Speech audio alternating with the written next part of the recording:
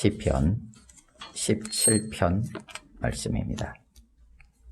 지난주에는 시편 16편 말씀을 통해서 생명의 위협을 받는 어떤 상황들 속에서도 하나님께 지켜주시기를 간구하고, 결국에는 그 하나님으로 인하여 하나님께서 보이실 생명의 길을 바라보면서 충만한 기쁨과 영원한 즐거움이 있다는 확신으로 노래했던 시였습니다. 오늘 시편 17편 말씀은 다윗의 기도라고 표제어가 붙어 있습니다.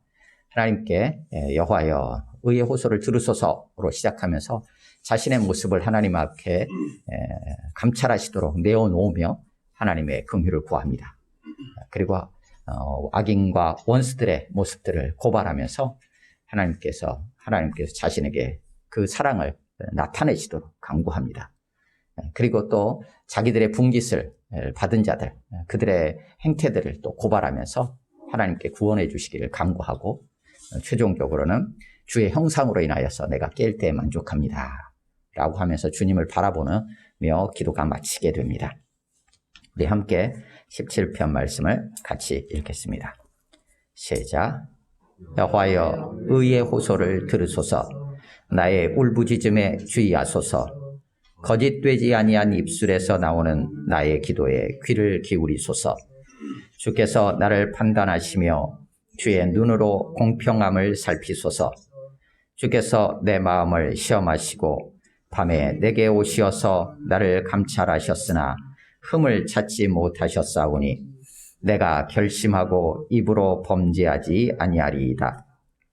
사람의 행사로 논하면 나는 주의 입술의 말씀을 따라 스스로 삼가서 포악한 자의 길을 가지 아니하였사오며 나의 걸음이 주의 길을 굳게 지키고 실족하지 아니하였나이다. 하나님이여 내게 응답하시겠으므로 내가 불렀사오니 내게 귀를 기울여 내 말을 들으소서. 주께 피하는 자들을 그 일어나 치는 자들에게서 오른손으로 구원하시는 주여, 주의 기이한 사랑을 나타내소서. 나를 눈동자같이 지키시고 주의 날개 그늘 아래에 감추사 내 앞에서 나를 압제하는 악인들과 나의 목숨을 노리는 원수들에게서 벗어나게 하소서. 그들의 마음은 기름에 잠겼으며 그들의 입은 교만하게 말하나이다. 이제 우리가 걸어가는 것을 그들이 에워싸서 노려보고 땅에 넘어뜨리려 하나이다. 그는 그 움킨 것을 찢으려 하는 사자 같으며 은밀한 곳에 엎드린 젊은 사자 같으니이다. 여호와여 일어나 그를 대항하여 넘어뜨리시고 주의 칼로 악인에게서 나의 영혼을 구원하소서. 여호와여 이 세상에 살아있는 동안 그들의 분깃을 받은 사람들에게서 주의 손으로 나를 구하소서. 그들은 주의 제물로 배를 채우고 자녀로 만족하고 그들의 남은 산업을 그들의 어린아이들에게 물려주는 자니이다.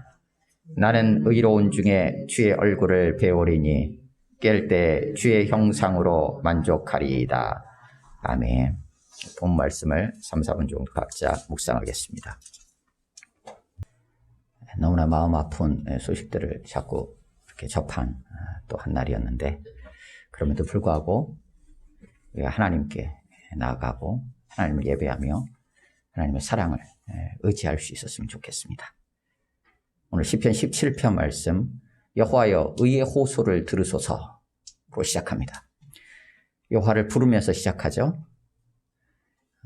의를 들어달라는 것입니다. 그러면서 자신의 울부짖음을 주의해달라고 간구하고, 거짓되지 아니한 입술의 기도를 귀 기울여 달라고 간구하면서 시작하는 표제 자체가 다윗의 기도라고 붙어있는 시편입니다. 오늘 본 말씀은 비탄시, 탄식시 이렇게 이제 분류하기도 합니다. 그렇다고 해서 탄식하고 그냥 끝나는 것은 아닙니다. 15절에 기록된 것처럼 깰 때, 그러니까 일어날 때 주님의 형상으로 인해서 만족합니다. 그렇게 할 것입니다 라고 확신하면서 마무리되고 있습니다. 오늘 본문은 대상과 또 내용에 따라서 크게 세 부분으로 구분을 해봅니다. 1절에서 5절까지 1차 강구입니다. 자신의 모습을 하나님 앞에 들이밀면서 1차적으로 하나님께 들어달라고, 귀 기울여 달라고 강구하는 내용이고, 6절에서 12절까지는 2차 강구입니다. 여호와께 악인과 또 원수들의 행태들을 고발을 하면서 그들의 모습이 어떤지를 고발하며 하나님께 그 사랑을, 하나님의 인자를 나타내달라고 강구하죠. 그리고 13절에서 14절까지는 3차 간구로 이해할 수 있습니다. 여호와께 역시나 그 악인들의 모습, 특별히 자기들의 분깃을 이미 받은 자들, 그들의 모습들에 대해서 고발을 하면서 구해 주실 것을 간구하죠. 그리고 마지막 15절은 확신으로 마무리하는 내용으로 이렇게 우리가 구분해서 이해해 볼 수 있습니다.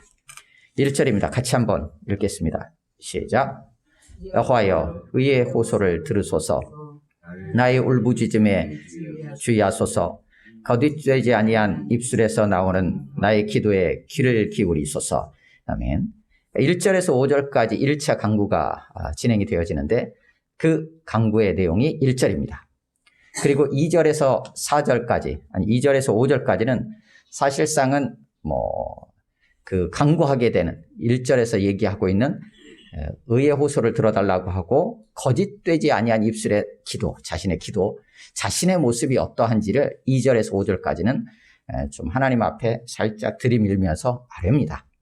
그래서 하나님께서 자신의 모습을 한번 잘 공평히 한번 판단해 보시고 살펴보셔서 어떤지를 한번 봐달라라는 것들을 들이밀면서 강구하는 내용입니다. 6절에서 12절까지 이제 2차 강구가 이루어지는데 6절, 7절, 8절, 9절 이렇게 해서 1차적으로 이렇게 하나님 앞에 강구하고 그리고 10절에서 12절까지는 그 원수들과 악인들의 모습에 대해서 고발하는 내용으로 이어져 나가죠. 먼저 1절에서 5절입니다. 하나님 앞에 강구를 하는데 굉장히 단어들이 다양한 단어들을 사용을 하고 있어요. 1절에서도 들어달라, 주의해달라, 귀를 기울여달라. 그죠? 6절로 넘어가면 또 귀를 기울여달라. 또 내 말을 들어달라. 7절에서는 나타내달라. 놀랍게 나타내달라. 8절에서도 지켜달라. 감춰달라.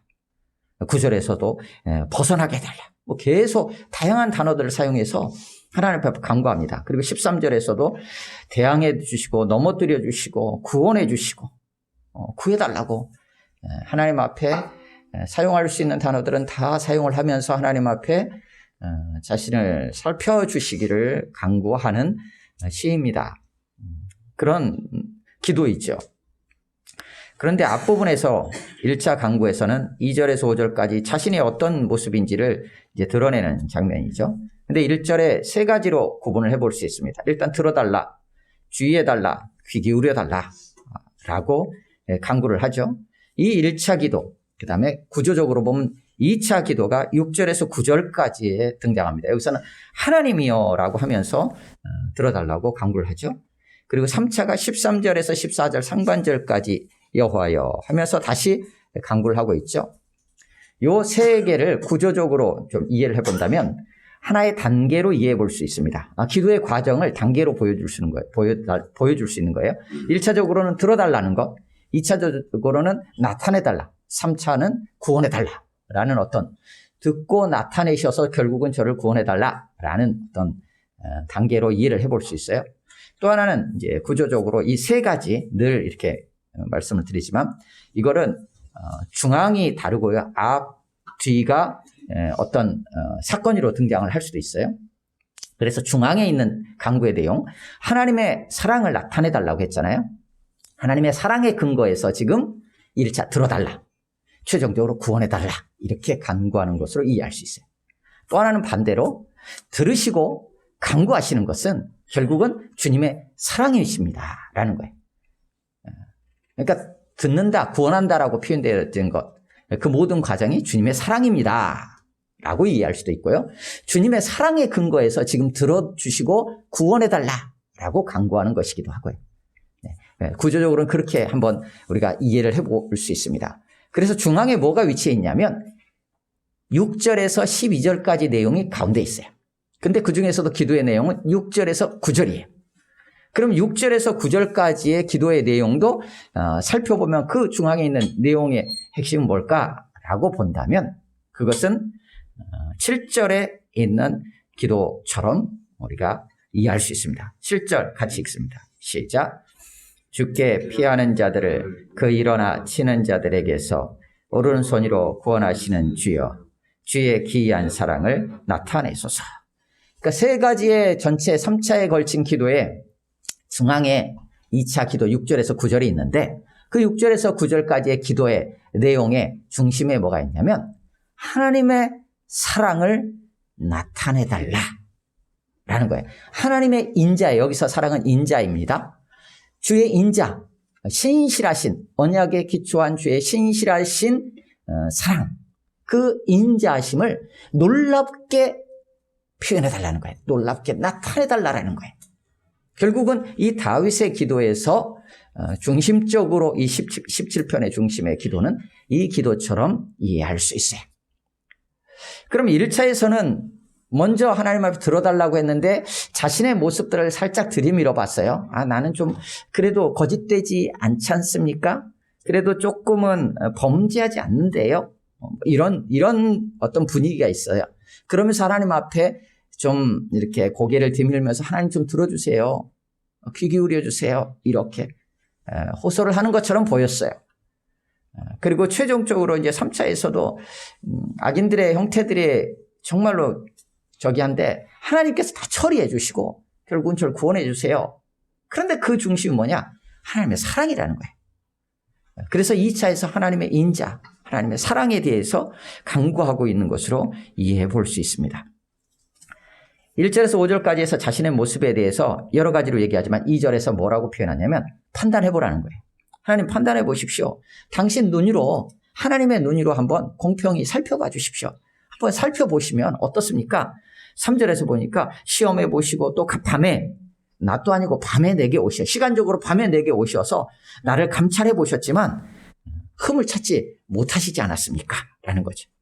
그래서 어떻게 하느냐? 3절 내가 결심하고 입으로 범죄하지 아니하리이다. 계속해서 범죄하지 않겠다는 거예요. 4절에서도 포악한 자의 길을 가지 않겠습니다. 포악한 자의 길이 있어요. 그 길로부터 자신을 지켜내는 거예요. 그리고 어떻게 하느냐? 주님의 길이 있어요. 5절에. 주님의 길을 붙잡겠다는 거예요. 이런 구체적인 어떤 묘사들이에요. 그러니까 악한 자들의, 포악한 자들의 그런 길이 있는데 거기로부터는 자신을 지켜내는 것이고요. 그리고 주님의 길에 대해서는 그 길을 붙잡는 거예요. 그래서 어떻게 했냐? 그렇게 하는데 이 과정에서 흔들릴 수 있잖아요. 실족하지 않겠습니다. 어떤 상황이 펼쳐진다 해도 주님의 길을 따라가다가 혹여라도 마음이 상할 수도 있고 혹여라도 주님이 정말로 나를 지키시는가? 주님이 정말 나와 함께 하시는가? 라는 여러 말들과 악인들의 행태들과 거짓된 입술들로 자신을 향하여서 조롱한다 할지라도 넘어지지 않겠다는 거예요. 그런 고백을 하면서 하나님 그런 하나님 저에게 귀 기울여 주십시오 라고 기도합니다. 17편은 16편과도 별반 다르지 않습니다. 굉장히 쉽지 않은 상황이에요. 왜냐하면 1절의 표현에 의하면 울부짖음이에요. 나의 울부짖음. 이렇게 다양하게 표현을 한다는 것은 상황이 쉽지 않은 상황입니다. 그럼에도 불구하고 이렇게 더더욱 그럴수록 더욱더 하나님 앞에 나와서 기도하고 있는 거예요. 그리고 6절에서 12절까지 이제 악인과 원수들이 등장하는데 길게 기도합니다. 6절에서 9절까지. 근데 6절에서 9절까지가 어떤 내용이냐면 읽어보시면 기도의 내용들을 읽어보시면 좀 느낌이 오실 수 있어요. 제가 한번 읽어보겠습니다. 6절 하나님이여 내게 응답하시겠으므로 내가 불렀사오니 내게 귀를 기울여 내 말을 들으소서.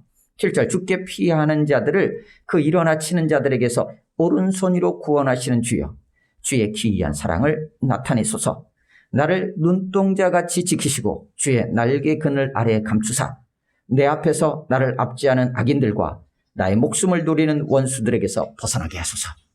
혹시 어떤 구약의 사건들이 혹시 생각이 나는 부분들이 있으십니까? 예, 이 6절에서 9절까지는 이스라엘 백성들이 애굽에서 430년의 종살이를 하고 하나님께서 모세를 통해서 그들을 이끌어내시고 구원하시는 과정 속에서 홍해를 건너게 되고, 그때 하나님 앞에 모세가 노래했던 출애굽기 15장의 노래들, 그때 등장했던 내용들, 그리고 시내 산에서 하나님께서 이스라엘 백성과 언약을 맺으시며 하셨던 출애굽기 19장의 말씀들, 모세가 자신의 삶을 마무리하고 이제 가나안 땅을 눈앞에 둔 상태에서 자신의 삶을 마무리하고, 그러면서 이스라엘 백성들에게 마지막으로 하나님을 기억할 수 있도록 노래를 짓는 신명기 32장의 말씀들을 생각나게 합니다. 출애굽기 15장 6절 이렇게 되어 있어요. 여호와여 주의 오른손의 권능으로 영광을 나타내시니이다. 여호와여 주의 오른손이 원수를 부수시니이다.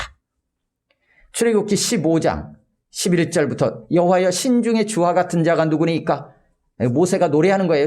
홍해를 건넌 다음에 주와 같이 거룩함으로 영광스러우며 찬송할 만한 위엄이 있으며 기이한 일을 행하는 자가 누구니까?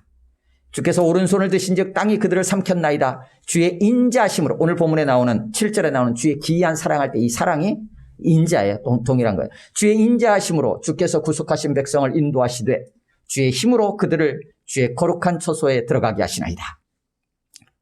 그리고 출애굽기 19장 4절에서 내가 애굽 사람에게 어떻게 행하였음과 내가 어떻게 독수리 날개로 너희를 업어 내게로 인도하였음을 너희가 보았나이다. 8절에 눈동자같이 지키시고 주의 날개 그늘 아래 감추사. 신명기 32장 10절 이하에서는 모세가 이스라엘 백성들에 대해서 마지막으로 노래하며 이렇게 합니다. 여호와께서 그를 황무지에서 짐승이 부르짖는 광야에서 만나시고 호위하시며 보호하시며 자기의 눈동자같이 지키셨도다. 마치 독수리가 자기의 보금자리를 어지럽게 하며 자기의 새끼 위에 너풀거리며 그의 날개를 펴서 새끼를 받으며 그의 날개 위에 그것을 엎는 것 같이. 지금 6절에서 9절까지 다윗이 하나님 앞에 간구하는 내용에 사용하는 단어들이 무엇과 다 관련되냐면, 이스라엘 백성들이 애굽에서 나올 때 하나님께서 이스라엘 백성을 애굽에서 인도하여 내시는 과정 속에서 하나님의 구원하심에 대해서 모세를 통해서 이스라엘 백성이 하나님께 노래했던 때 사용했던 단어들이 집중적으로 오늘 본문의 6절에서 9절까지 등장해요. 무엇을 의미하냐면 다윗의 지금 상황이 그때와 별반 다르지 않을 수 있다는 거예요. 그 정도로 1절에서 울부짖음이 있어요. 출애굽기 1장에 보면 이스라엘 백성이 애굽의 종살이로 길어지면서 하나님 앞에 부르짖습니다. 그 부르짖음을 하나님께서 들으셨어요. 그리고 모세를 부르시고 예비하셔서 그들을 인도하시게 됩니다. 그럼 오늘 본문은 다윗은 무엇에 근거해서 하나님 앞에 이렇게 간구하는가? 자신의 처지가 출애굽할 때 당시에 이스라엘 백성들의 모습과 애굽 종살이할 때의 모습과 별반 다르지 않는 것처럼 느꼈다라는 거예요. 그리고 어떻게 그 상황에서 기도할 것인가? 그때 하나님께서 어떻게 이스라엘 백성 가운데 역사하셨는지를 기억하고 하나님의 구원하심에 대해서 하나님께 노래했던 그 하나님의 말씀들을 근거해서 하나님 앞에 지금 간구하고 있는 것처럼 볼 수 있어요. 단지 출애굽 당시에 어떤 다윗 시대로 본다면 출애굽 때가 언제냐면 한 400여 년 전이에요. 400년 전에 자기 민족을 애굽에서 이끌어내셨던 그 하나님에 대한 옛날에 그냥 어떤 한 사건, 옛날에가 아니라 바로 그 400여 년 전에 자기 민족에게 역사하셨던 그 하나님이 오늘 지금 나의 상황 속에서도 동일하게 역사하시고 나를 인도해 가시는 바로 그 하나님이시라는 고백을 다윗은 가지고 하나님 앞에 그 하나님께 지금 간구하고 있는 것입니다. 2000년 전에 예수님께서 이 땅에 오셨고 하나님께서 예수님을 우리 가운데 보내주셨던 그 사건이 2000년 전에 있었지라고 떠난 게 아니라 바로 오늘 우리의 삶의 현장에서 바로 우리에게도 동일하게 그 예수님이 찾아오셔서 우리에게 생명을 주시기 위해 십자가에 달려 죽으신 거고 우리를 구원하시고 우리의 삶을 살아감에 있어서 주님께서 그 길을 인도하시고 주님을 따라 살아가며 영원한 나라를 사모할 수 있도록 동일하게 함께 하신다라는 거예요. 그 속에서 하나님 앞에 자신의 삶의 모든 상황들을 내어놓고 간구하는 것입니다. 그때를 기억하는 거예요. 먼 얘기가 아니라, 먼 옛일이 아니라 바로 나에게 일어난 일로 믿음으로 고백하고 있는 것입니다. 그렇다면 이스라엘 백성에게만 일어난 일일까요? 홍해 사건이? 아니요. 우리에게도 동일한 거예요. 우리도 그렇게 간구하는 거예요. 하나님 아버지, 주의 날개 그늘 아래 저를 감춰주시고 눈동자같이 지켜주십시오. 주님의 그 인자하심을 놀랍게 나타내 주십시오. 이렇게 간구하는 거예요. 무엇을 기억하면서요? 출애굽의 사건의 말씀들을 기억하고 오늘 다윗이 하나님 앞에 간구했던 이 말씀들을 기억하며 실제로 그 일들을 성취하기 위해서 예수님이 이 땅에 오셔서 우리 가운데 하나님의 인자하심, 신실한 그 사랑을 놀랍도록 나타내기 위해서 그 주님이 어떻게 하셨느냐? 십자가의 길을 가셨어요. 죽음의 길을 가시고 우리 가운데는 놀라운 하나님의 사랑들을 나타내 보여주셨다는 거예요. 우리는 뭔가 일을 할 때 내가 누군가를 향해서 어떤 애정들을 표현하려고 할 때 어떻게 하면 이것을 특별하게 한번 표현할 수 있을까? 요즘 사용하는 말로 한다면 어떻게 하면 이벤트를 좀 잘 열어볼까? 이런 생각들을 할 수 있어요. 근데 하나님도 그렇게 하신다는 거예요. 하나님께서도 우리 가운데 하나님의 그 인자하심을 어떻게 하면 놀랍게 나타낼까? 왜냐하면 그러지 않고서는 그것이 우리에게 그렇게 다가온다라는 거예요. 하나님께서 뭔가를 놀랍게 해봐야지라는 게 아니라 놀랍게 크게 기이하게 하지 않고서는 우리를 살릴 길이 없기 때문이에요. 왜냐하면 그 정도로 우리는 지금 죽음의 길로 가고 있다는 거예요. 하나님을 떠나 있다는 거예요. 하나님을 경외하지 않아요. 다른 것들을 경외하며 다른 것들로 인해서 뛰놀고 즐거워하고 그런 안타까운 시대를 살아가고 있어요. 그러니까 하나님께서 놀랍게 뭔가 전체를 뒤집어 엎는 방식으로 하나님을 사랑을 나타내지 않고는 어떻게 살릴 길이 없는 거예요. 어떻게 놀랍게 세상을 뒤집으실까요? 우리를 죽여서요? 아니요. 그 아들을 보내셔서 그 아들을 십자가에 내어놓으시면서 이거는 놀랍고 달리 표현할 어떤 단어도 없을 때는 경악할 일로 하나님의 사랑을 우리 가운데 나타내신 일이에요. 주님의 십자가의 사건보다 더한 기이한 사랑, 여기서는 기이한 사랑이라고 표현되어 있어요. 이게 인자하심을 기이하게 나타내셨다는 거예요. 그 사건은 없어요. 아들을 죽기까지 내어놓으시며 우리를 살리시고자 했던 아버지의 사랑은 기이하고 놀랍고 놀라워요. 그 사랑을 다윗은 자신이 처한 상황 속에 다시 한번 사모하고 있어요. 그러니까 우리의 삶의 상황이 바뀌어가지고 우리가 거기에서 회복되는 것은 아니에요. 상황이 아니고 그 자리에서 주님이 우리를 바꾸는 거예요. 그러니까 주님께로 눈을 돌려야 돼요. 하나님이 바꾸시는 거거든요. 상황이 아니라 주님을 바라볼 때 주님이 베푸신 놀라운 그 사랑을 다시 한번 되새길 때 우리 안에 소성하는 역사가 있고 생명이 다시 회복되어지는 은혜들을 경험하게 되는 거예요. 그러면서 10절에서 12절까지 악한 자 원수들이 어떤 모양으로 지금 나를 지금 죽이기 위해서 준비하고 그렇게 다가오고 있는지를 묘사하고 있습니다. 특별히 사자, 금킨 것을 찢으려 하는 사자 같으며 12절에 은밀한 곳에 엎드린 젊은 사자 같으니다. 나는 어떻게 할 수 없는 너무나 그 사자 앞에 이런 12절과 같은 상황이 있는 사자 앞에 속수무책으로 나를 내어놓을 수밖에 없는 그런 상황 속이라는 거예요. 무엇을 의지하고 무엇을 붙잡을 수 있겠습니까? 13절에서 14절까지 다시 한번 하나님 앞에 간구합니다. 그래서 구원해달라는 거예요. 구원해달라는 거예요. 근데 그들의 모습이, 그 악인에 대한 모습이 어떠냐? 14절에 이 세상에 살아있는 동안 그들을 분깃을 받은 사람들, 그 악인들이에요. 주의 손으로 나를 구하소서. 그들은 주의 제물로 배를 채우고 자녀로 만족하고 그들의 남은 산업을 그들의 어린아이들에게 물려주는 자입니다. 악한 자들이 어떻게 하느냐?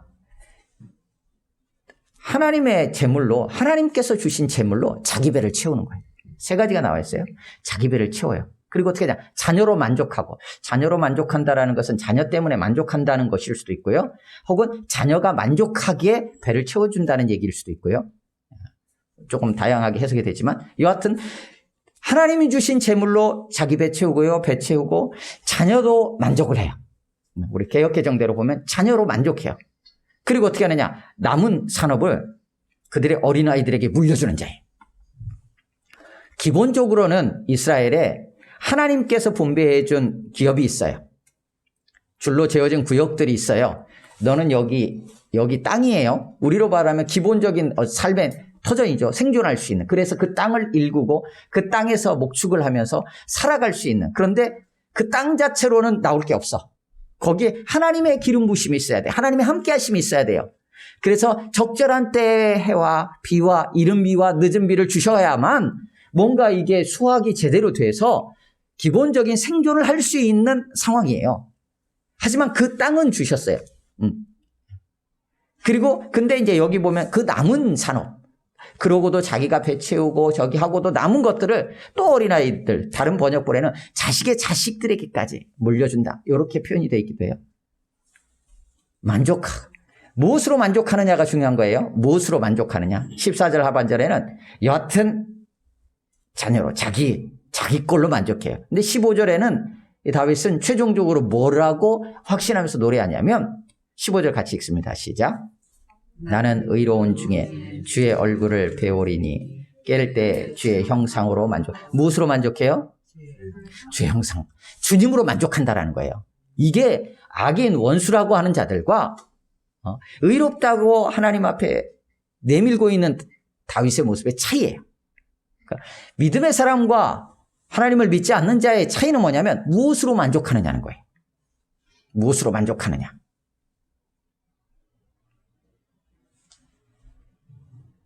주님으로 만족한다는 거예요. 최종적인 결론이 이렇게 난다는 건 무엇이냐면 1절에서 14절까지 그렇게 세 번에 걸쳐서 간절하게 지금 출애굽의 사건과 같은 자신의 삶의 상황에서 그때와 같은 놀라운 하나님의 역사하심이 아니고는 살아날 길이 없다고 판단하여 하나님께 매달렸던 다윗이 결국 최종적으로 얻은 답이 뭐예요? 주의 형상이에요. 주님이에요. 주님으로 만족한다라는 거예요. 그러니까 상황을 가지고 이제 기도하는 게 그런 거예요. 근데 상황이 힘들어요. 그러니까 그 상황을 가지고 어떻게 해요? 하나님 앞에 나오는 거죠. 그래가지고 상황에 대해서 하나님께 막 얘기해요. 그러다 보니까 얘기하고 강구하다 보니까 하나님이 역사하셨던 사건들을 생각나게 하셔요. 성령님께서 인도해 주시죠. 기도하는 중에 성경에서 역사했던 하나님의 놀라운 일들이 있어요. 그걸 보니까 내가 어떻게 살았는지 자신의 삶들, 여기는 악인, 원수 막 이렇게 표현을 하고 있지만 자신의 삶도 한번 비춰보게 되는 거죠.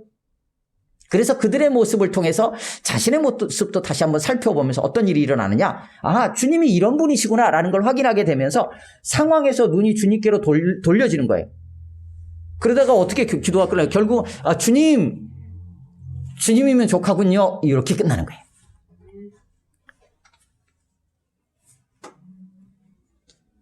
주님이 나의 모든 것이군요. 주님이 저에게 생명을 주시는 분이고요. 주님이 바로 저에게 있어서 기이한 사랑이시군요. 주님이 충만합니다. 주님 때문에 제가 영원한 생명도 얻고 이 땅에서 살아갈 이유도 있고 바로 주님이 저의 소망이십니다. 라는 고백으로 마무리를 하고 있어요.